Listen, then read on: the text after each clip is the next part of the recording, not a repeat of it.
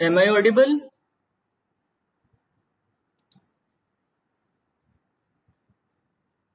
Just write yes in the chat box. Okay. So good morning, all of you.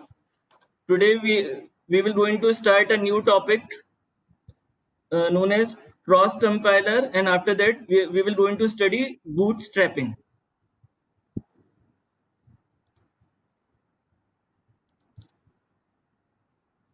Now first we will going to see some types of compiler.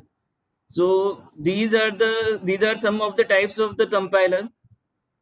You can see in this from the slide. Now first is native compiler, which is also known as the basic compiler, or we can say simply the compiler. The compiler uses the compiler used to compile a source code for the same type of platform only. Emphasis on the word same type. Now, the cross compiler. The compiler used to compile a source code for different kinds of platform. Now, you can see the difference for in case of native compiler or compiler, the same type of platform is used. In case of cross compiler, the compiler used the source code for different kinds of platform. Next type is source to source compiler. Here the compiler takes high level language code as input and output source code of another high level language only. Means uh, on one side we have a different language, different high level language like C, and on the other side we have the different high level language like C double plus. So this type of compiler is known as source to source compiler. But in our context of in our topic of today, we are going to study the cross compiler, which is very important for bootstrapping process as well. Now proceeding further to next slide.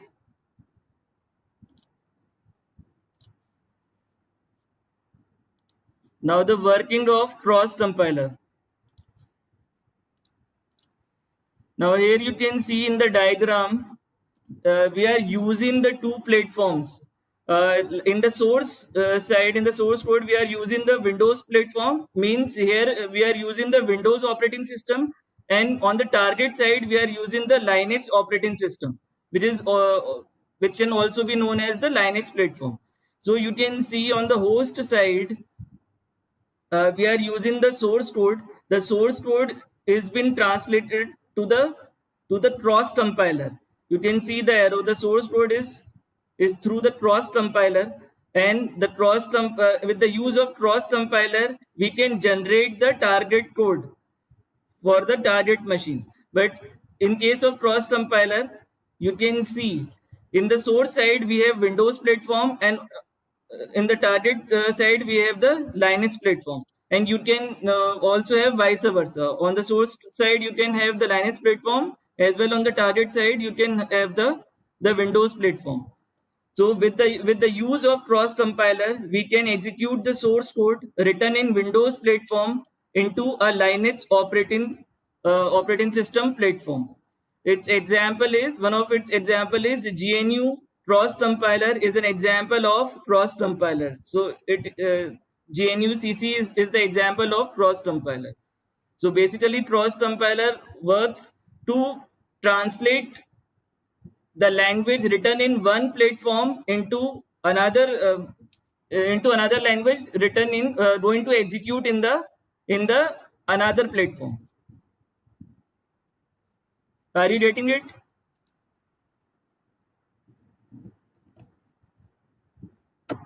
Just write yes or no in the chat box.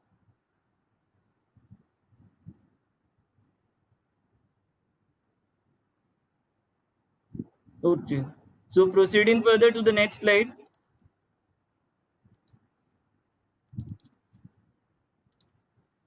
So these are some of the comparisons or some differences of compiler and cross compiler. The simple compiler is also known as the native compiler. So you can see from the table, uh, the native compiler translate program for same hardware platform machine on it is it running. Whereas in cross compiler, it translate for different hardware platform machines other than the platform which it is running. This is the definition. Now the next point is, in the case of native compiler, it is used to build programs for same system machines and operating system it is installed. Whereas in the case of cross compiler, it is used to build programs for other system machines like AVR oblique ARM. So these are some special types of machines. In the case of native compiler, it is dependent on system machines and operating system. Whereas in the case of cross compiler, it is independent of system machines and operating systems. In the case of native compiler, it can generate executable file like .exc.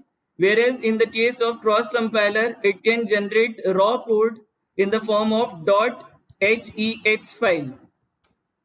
So in the native compiler, we get the exc file, but in the cross compiler, we get the .hex file. Now, in the case of native compiler, Turbo C and GCC is a native compiler. These are the examples of native compiler. And in the case of cross compiler, Keil, Keil, is an example of cross compiler. So these are some of the differences of native compiler and cross compiler. So basically, we are using cross compiler, or we are much more interested in the concept of cross compiler, because from one language we can with the use of cross compiler we can generate the language which is going to run or execute in another platform, which is not possible in the case of native compiler. So that's why the concept of cross compiler comes into picture, and it is of much use, because with the use of cross compiler we can generate many compilers which are different from the source compiler. So proceeding to the next slide. Now the next topic is advantages of cross compiler. So these are some of the advantages of cross compiler. The principal advantage is that your code typically use less CPU cycles, which means it runs faster and usually use less power.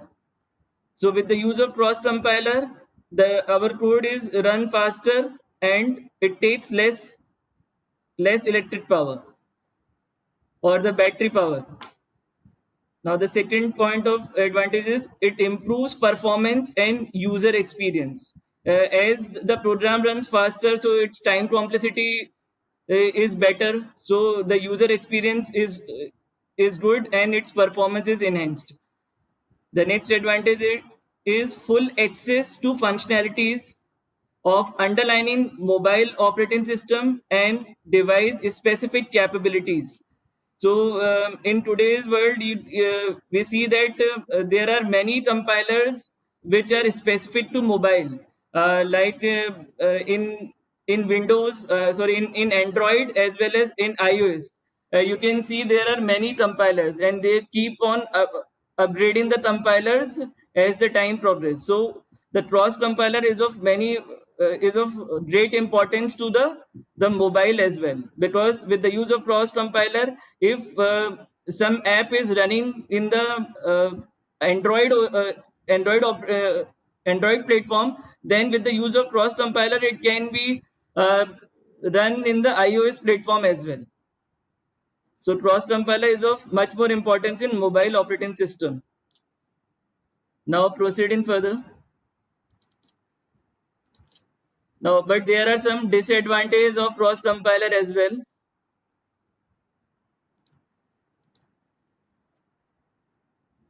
So first disadvantage is highly complex, as cross compilers are difficult to program because complexity is increased as we need to execute the source program written in one language uh, uh, to another language which going to execute on different platform. So its complexity is increased, and hence cross compilers are difficult to program.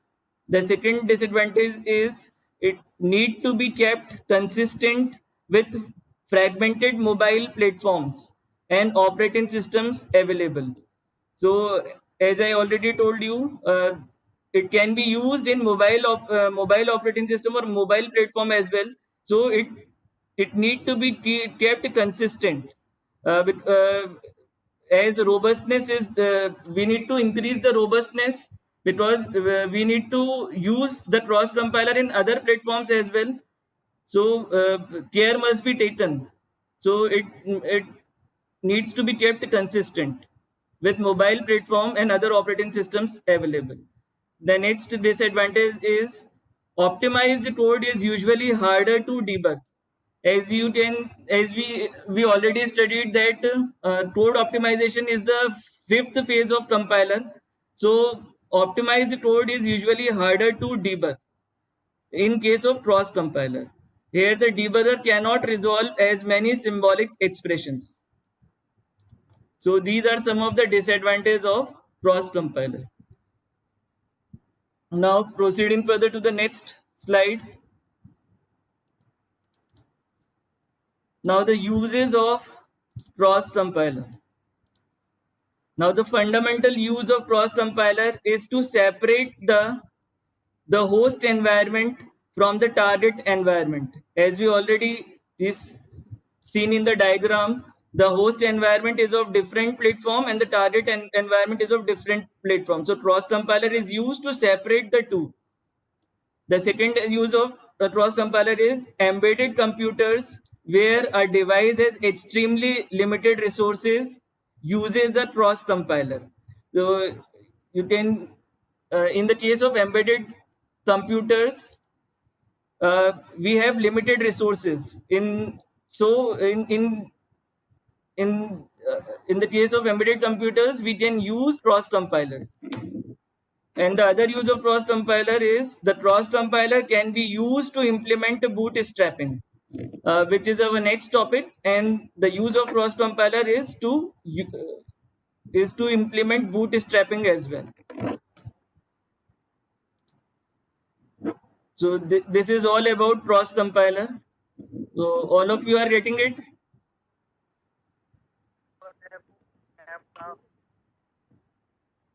अगर tip वाला phone रखेंगे आप तो बहुत ज्यादा lag करेगा phone और hack का और बार-बार सब करने की जरूरत पड़ जाएगी। तो सनवरलाल जहांगीर, ऐसा काम म्यूट योर माइक्रोफोन. सनवरलाल जहांगीर. बहुत ज्यादा है और अगर मान लो टिप वगैरह आप Yes, sir. High graphical colour Sanvalal Jahangir, mute your microphone. I don't mute.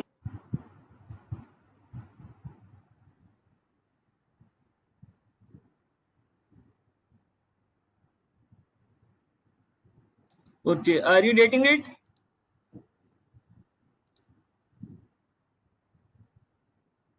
Okay, so that's all about cross compiler. Now moving to the next topic, bootstrapping.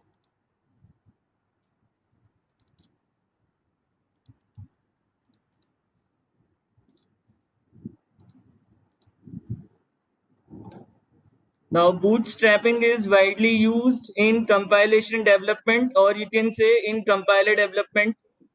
Bootstrapping is used to produce a self-hosting compiler with the use of self-hosting compiler, which is a type of compiler that can compile its own source code. In case of bootstrapping, self-hosting compiler are very much used, because with the use of self-hosting compiler, we can compile its own source code. So Bootstrap compiler is used to compile the compiler, and then you can use this compiled compiler to compile everything else as well as future versions of itself. So with the use of bootstrapping, you can create any number of compilers, because first the yeah, we can discuss this in detail later. So how we can create many compilers with the use of bootstrapping concept. Now moving to the next slide. So this is the, by using this T diagram, which is known as the T diagram, as you can see in the slide, this is the T diagram. This is the T diagram. So here you can see a compiler can be characterized by three languages. So first is the source language, next is the target language, and the implementation language. As you can see, this is the source language, this is the target language. So we in our side, we have the source language, and we are going to convert this source language into the target language. But in between this process, we have the implementation language as well. So this concept has been shown pictorially by the T diagram. So here is the source language, and final output is target language, but in the middle there is a implementation language. So the T diagram shows a compiler. It can also be written in this. You can write the C as the compiler. Then here S means source language, and here T is the target language, and the subscript, in the subscript you write the implementation language.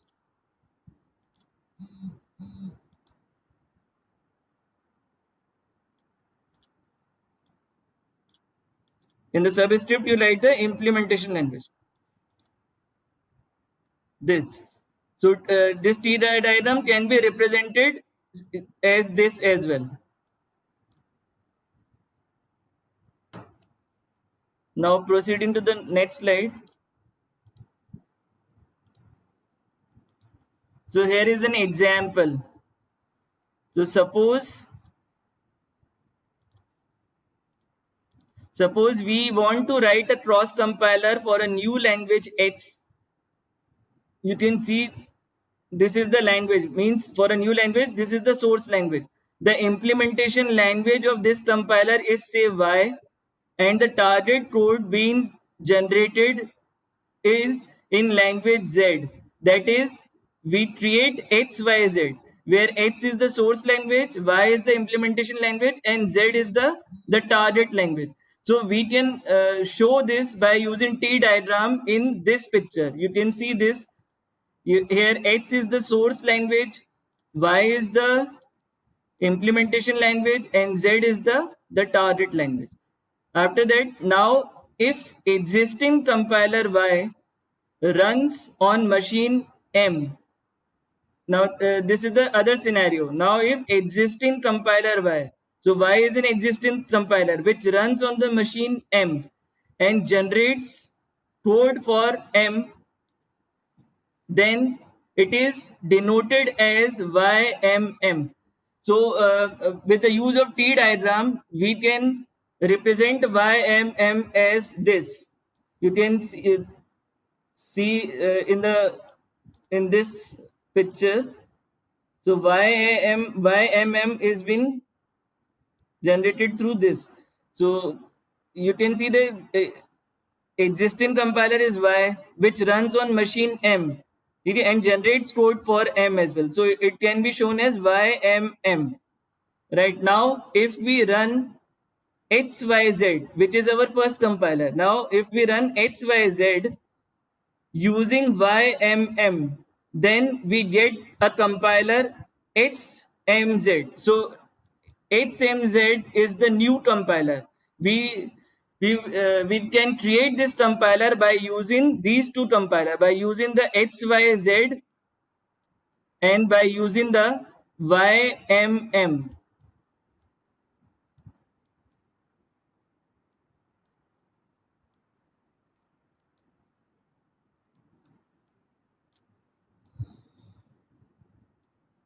So by using these two compilers, we generate the new compiler HMZ, which has been shown here, HMZ. So that means a compiler for source language X that generates a target code in language Z and which runs on machine Y. So by using the cross compiler method, we will going to generate the new compiler. So this is the example. You need to I will send you these slides, but you need to keep reading this slide for next 2 minutes in order to understand the concept. And if you find any problem, then ask me.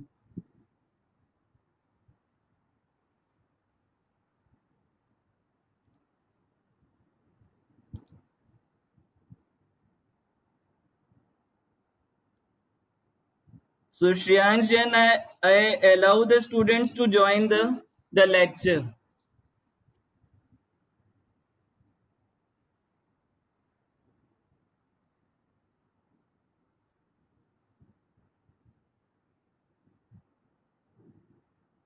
Just keep on reading this slide for 2 minutes in order to understand the concept better.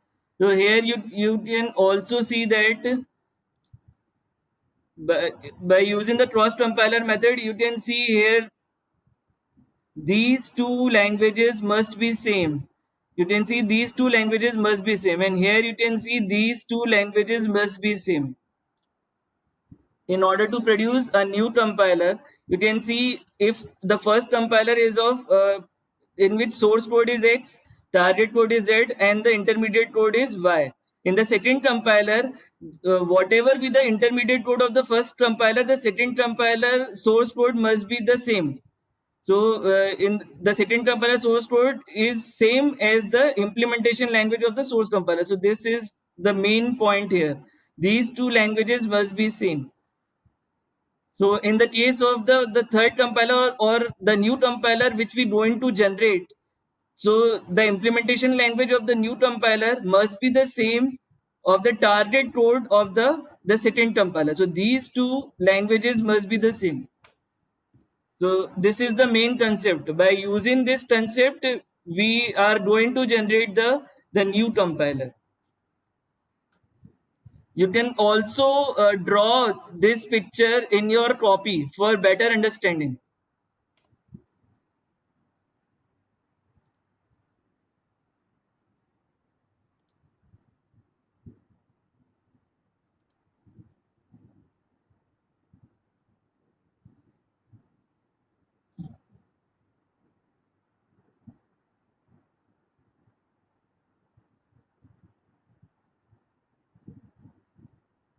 All of you understand it?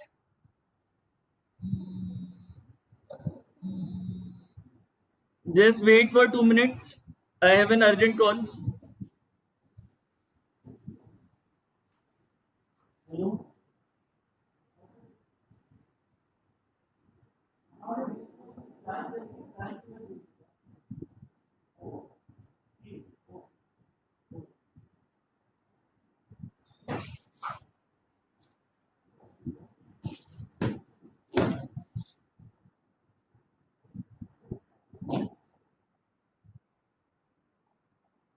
Okay, so shall we proceed further? It's very important diagram for understanding the next concept. Okay, so proceeding to the next slide.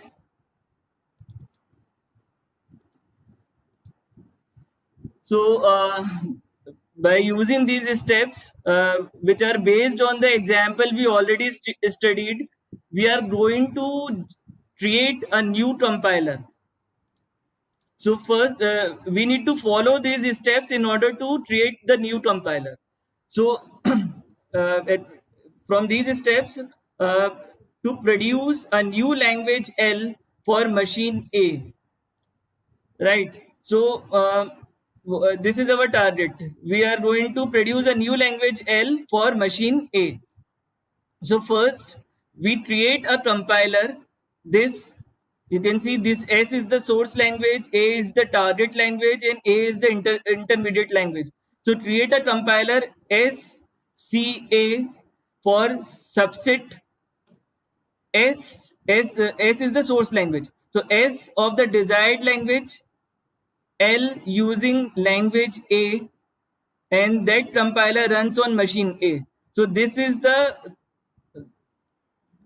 text, and by using this text we generate this T diagram.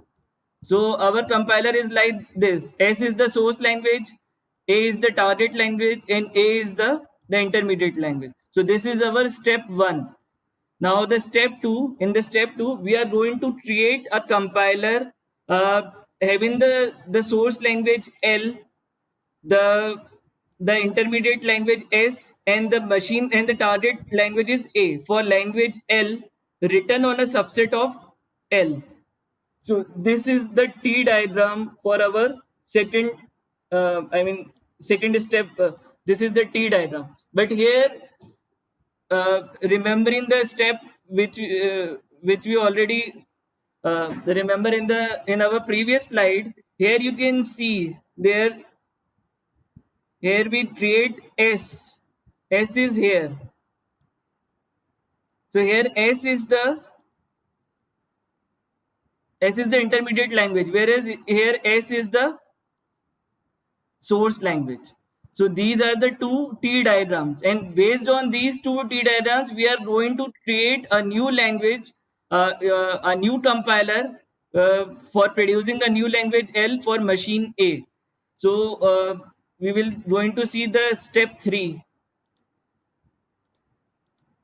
So this is the step 3. So you can see here the compiler LCA using the compiler this, using the first compiler, and to obtain this.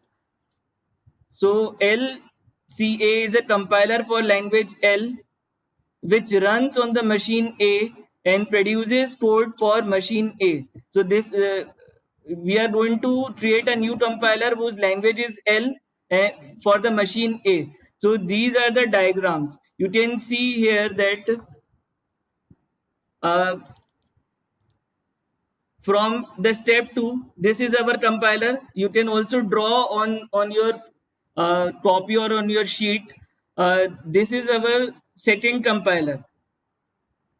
So here you can see this is the diagram for the second compiler, LAS, right? And this is the diagram for the first compiler. So we are going to put this as the second compiler, then the first compiler is there. So so if we going to put here as the another T, like this way,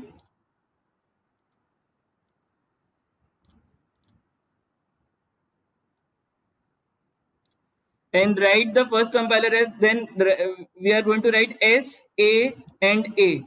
S, A, and A.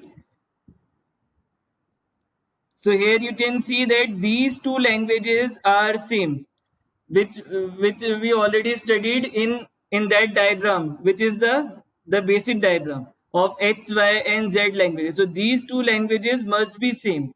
If we put the second compiler here first place, and the first compiler in the second place, so our diagram looks like this. This is our second compiler.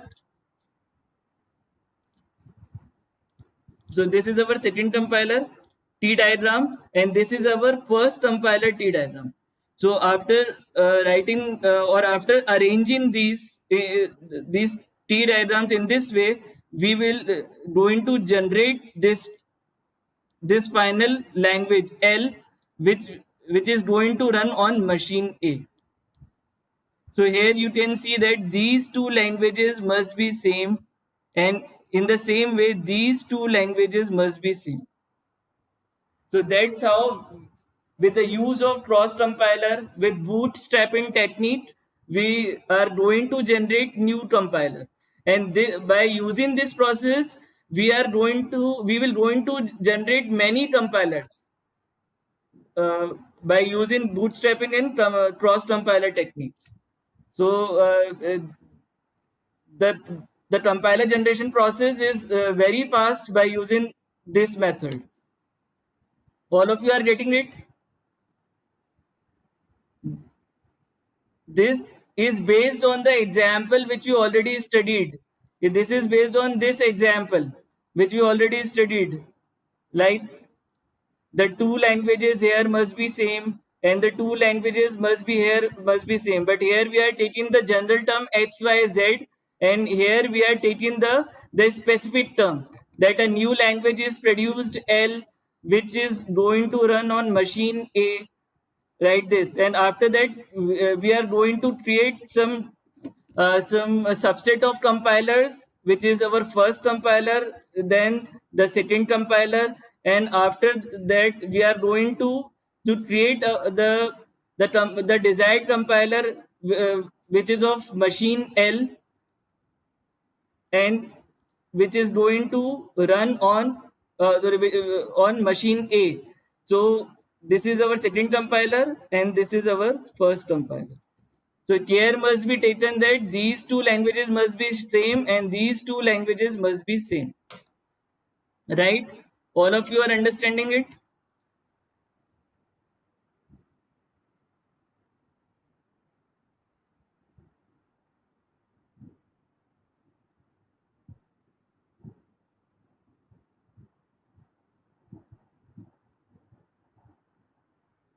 So what is your question, Muskan Shah?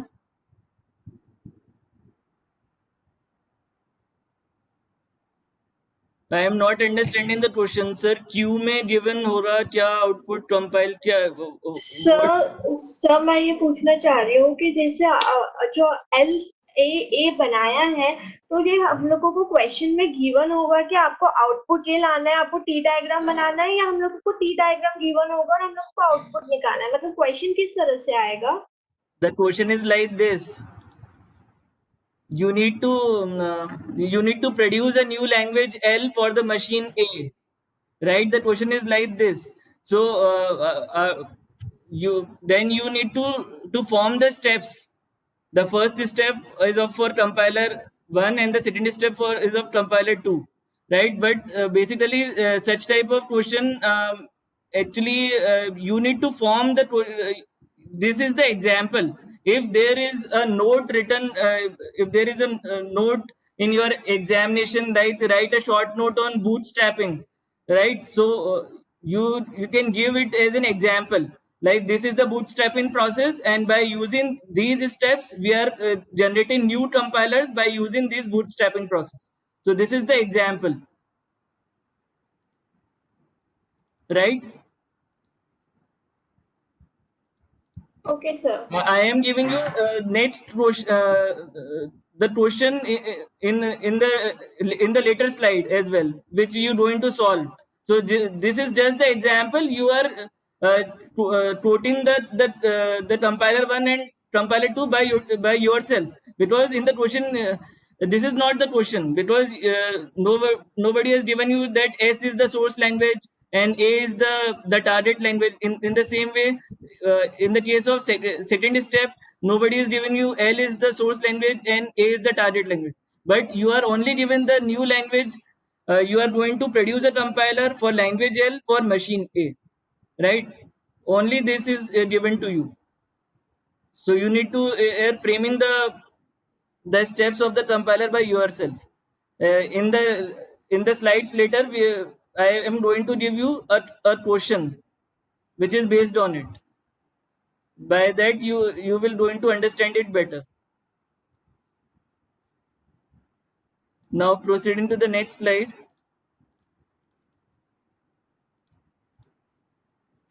So this is some other example of bootstrapping. Here you can see compiler which takes C language and generates an assembly language.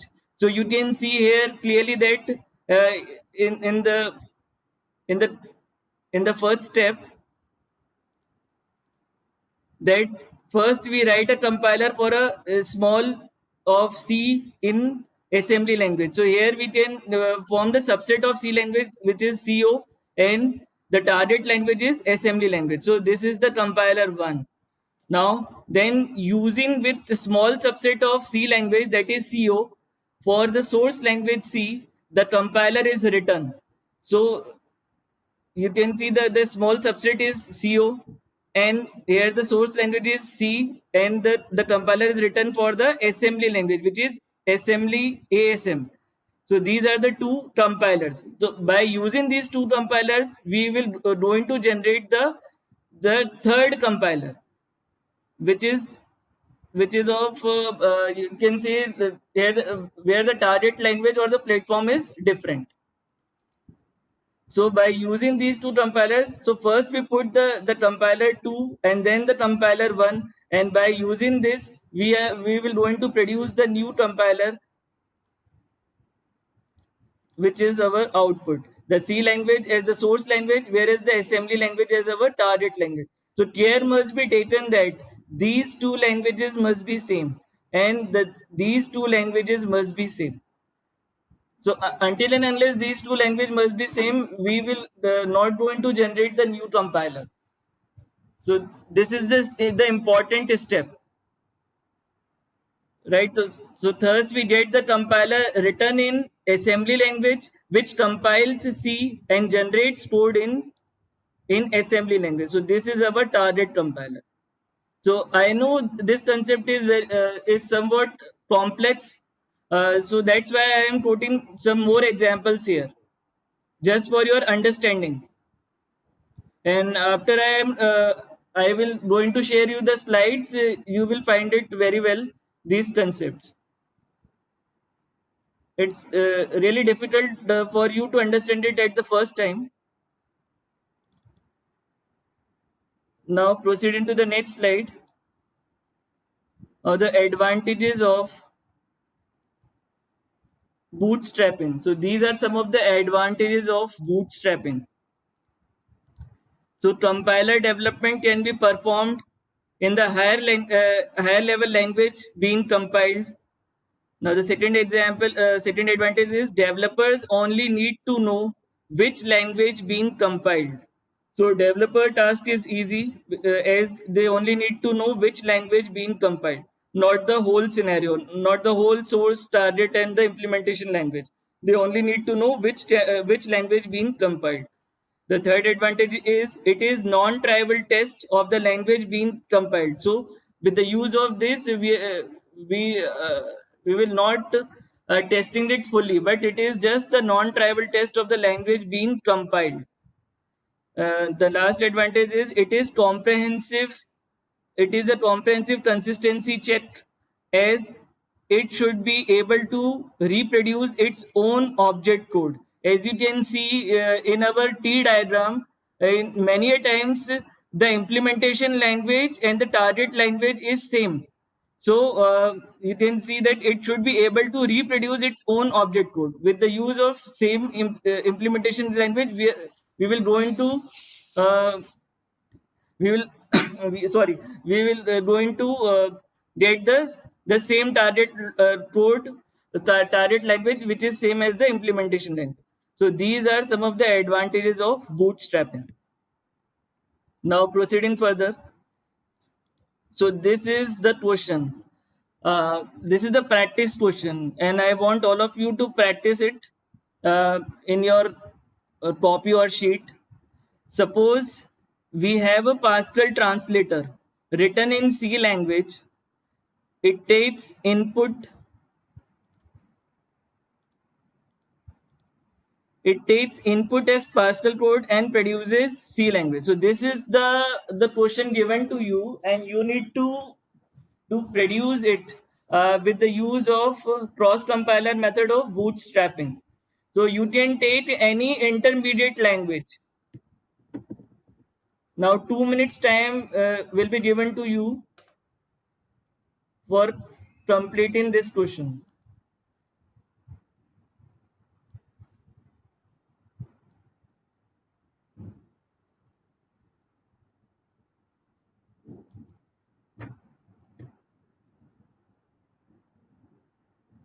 You need to draw the T diagram,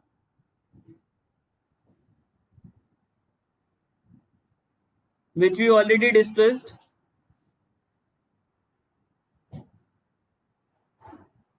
You can take any intermediate language as you wish. So 2 minutes has been given to you.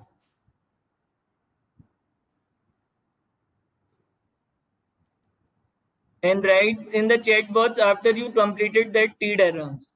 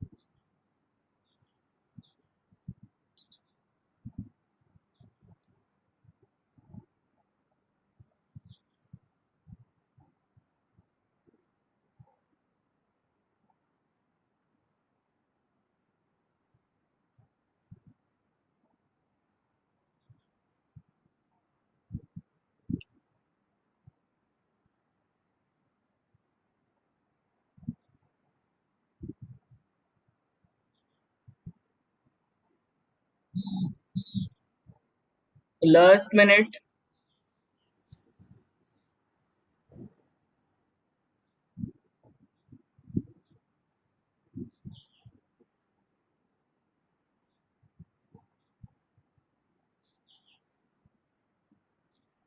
Whoever completed, write in the chat box.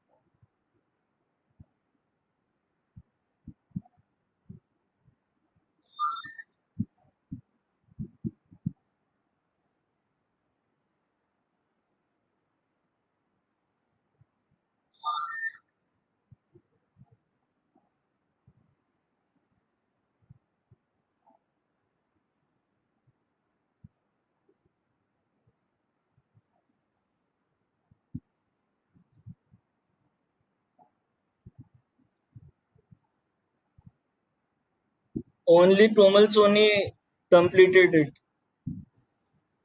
Any other?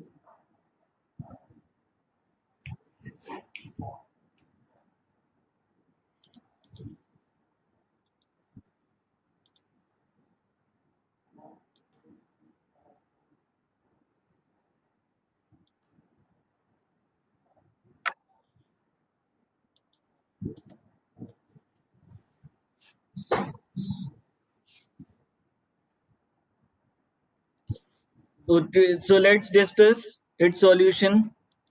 So here in the question, it is given that suppose we have a Pascal translator written in C language. It takes input as Pascal code and produces C language. So this is the question. So basically, we are doing Pascal code as the input, and after that we will going to produce the C language. So this is the solution for it. You can see from the diagram here. We can take C double plus as the intermediate language. You can take it any language, but here that you can see that the Pascal. You can see here that the final compiler is this, right? The Pascal is the source language and C is the target language.